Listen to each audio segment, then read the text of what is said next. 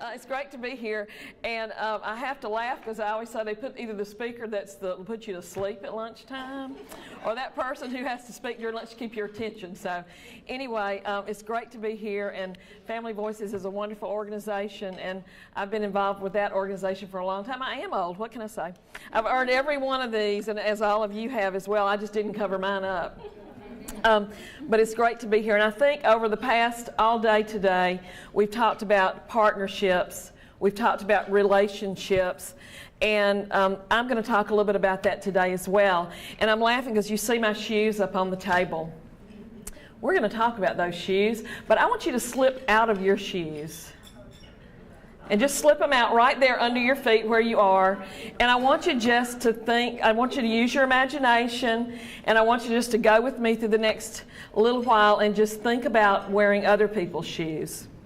Learning to understand and see things from another person's perspective, to walk in their shoes, is absolutely essential for us to understand the services that we're crafting for people, or the advocacy that we're leading people on, the path, the journey.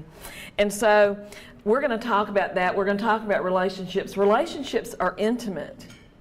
You know, that I've learned that over my many years, is relationships is what makes a difference, but relationships have to be intimate. They have to be more than just your name and your child and your services. It has to be building a relationship with other people. So we're going to talk a little bit about wearing other people's shoes and walking in their shoes. So imagine with me as we go through this.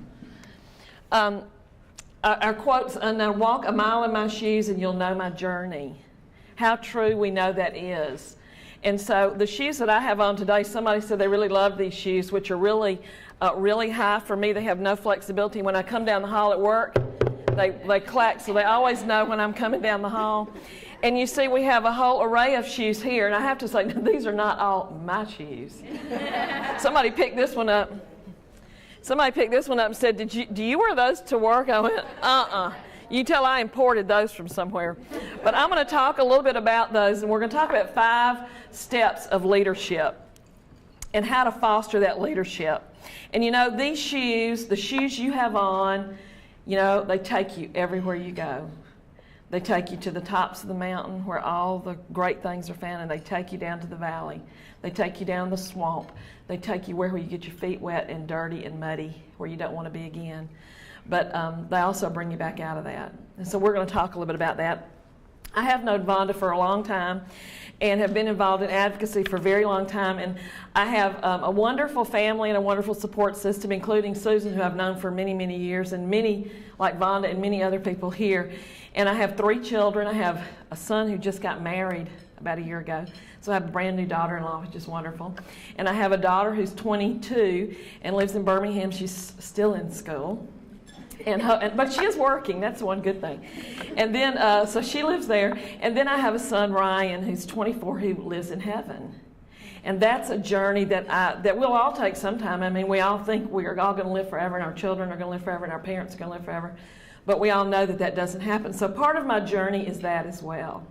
And how I got from the swamp in the valley up to the mountain, and then on our roller coaster that we go through as we walk on our journey. So keep your shoes off.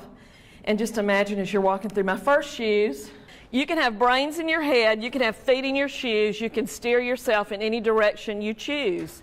You're on your own, and you know that what you know, you are the guy who decides where to go. That's Dr. Seuss. I love Dr. Seuss because he tells it like it is, doesn't he? And so the first pair of shoes that I want you to imagine your feet in are these. Even you guys. These fancy shoes that if you wore them for 1 hour, you would never be able to walk again, I don't believe. But I have a friend at work that wears these every day. These are your fancy shoes. These are your best shoes. You're putting on your best shoes. You know, finding your own voice and clarifying your own journey, your own principles, your own beliefs is one thing you have to do. You have to decide what you're going to do. Is it working? No, that's okay. It's the ideal, it's the elaborate shoe, it's the fancy shoe, but you got to have that foundation when you walk in these shoes. You're walking your best. You set the example. You know, I gave my mother a dish towel one year, and it said, "Mirror, mirror on the wall, I am my mother after all." And you know, how many times have you walked by a mirror and I'll catch it and go, "Oh my gosh, it looked just like my mother." It's kind of scary sometimes, but I'm not going to be my mother. I'm not going to be able to walk in her shoes. I'm not going to have the same journey that she had. You know, I learned early on, and believe it or not, I used to be kind of shy. I did not like to stand up in front of groups. It made me very nervous. But when I had Ryan, I realized I had to.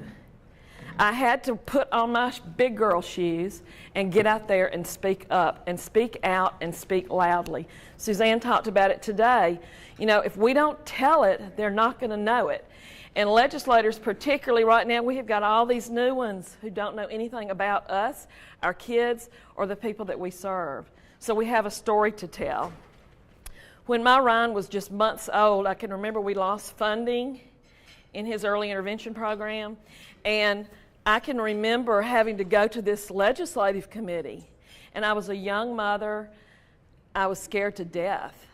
And I had my notes, and I read them. I cried. I wept. It was a really emotional thing for me, but I also realized that was part of my journey.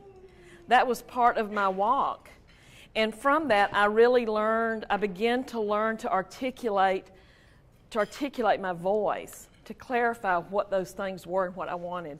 You have to set an example with people that share your same values. None of us in this room share the same values or dreams for our children, for our families, for our communities, but we all have many, many commonalities that we can get to that place together. There's no greater agony than bearing an untold story inside of you. Do you love that? God, I love to write. I love the written word. And so I try to write a lot. I journal a lot, and I love to write poems. I mean, it's just, you know, what can I say? It's a teacher in me, I guess. But it's so true. There's so many things, y'all, in every one of you that need to come out, that people need to hear. People don't understand what it is to walk in your shoes. They don't understand what it's like to get services or deliver services. So put on your big girl shoes and get out there and align with other people that also know and love what you're doing. You can turn it down. I love this because it says, "Without your help, I couldn't go on." That's me right there, the clown. And I'm sure all of you have been there before. All of you have been there. Those hands, y'all, are all of us. Encouraging people to get out there on the stage and tell your story. I would have never thought 25 years ago that I would be standing here talking to you about this journey. I was a parent who had a baby that had a disability and was receiving those services. Who would believe my journey would take me to be the director of that program? The Lord only knows that. How I got there, I'll never know. But those are the kinds of journeys. I couldn't have done it without people encouraging me and keeping me going. And either as a service provider or as a family member, you are those hands. You help them make their journey and make a go of it. We all know those journeys are not easy. We don't want to get up in the morning and put on our big girl shoes and get our big boy shoes and get on the journey, but we have to. Okay. All right, the next one is to inspire a vision. Envision the future by imagining possibilities. The place where you dream becomes impossible. The only place it is in your own thinking. We should be thinking limitless about what our kids and families and anybody can do. We should dream all of that. We all know through our experiences the person who's the most encouraging is the person who sees a possibility. If I believed what had been written on paper about my child or about myself, I'd be a failure. We have to inspire a vision, and we have to enlist others in that vision. I still have my feet on the ground. I just wear better shoes. That's what Oprah Winfrey says. Gosh, isn't that the truth? She wears a lot better shoes, a lot better shoes. So the next pair of shoes are these shoes right here. These athletic shoes. They mean that you train, you work hard, you exercise it every day. You walk in these shoes every day. Imagine your feet in these sweaty, gross tennis shoes. I'm serious. Think about working out. Some of you do that better than I do. Work out. You're in these shoes, and look at the bottom of them. They have cleats on the bottom. And what are cleats for? Traction. They're to keep you on the ground. They're to keep you working, keep you going. That's what we've got to do. It takes training. Long time ago, I used to direct Partners in Policymaking, which is a leadership program for families of kids with disabilities and adults with disabilities, and it really was teaching families how to change policy. And I still believe this kind of group is so necessary in Alabama, particularly after hearing what we've heard of this morning related to our new legislators federally and statewide. What we need to do to impact policy is to come together with that common voice again. We need that common voice. When Ryan was small, I can remember we had an IEP experience. I know many of you have had many IEP experiences. I wish I'd had these on that day. Actually, they're probably pretty hard. And I can remember going into the meeting, and I was at a table. There was probably 10 people around the table. And I was sitting there. We started over on the right, and everybody went around and had something to say about Ryan. You know, it was like, well, he's too low. We can't evaluate him. Or he's mentally retarded. It went all the way around, and everybody had something negative to say. I mean, it was the most depressing, because by the time it got to me, I was sort of tearing up. I was in tears. I was emotional. And when it got to the last person, it was a speech pathologist, and she said, Ryan is the most social child I've ever met in my life. And at that point, I said, stop. We're not having another meeting like this ever again.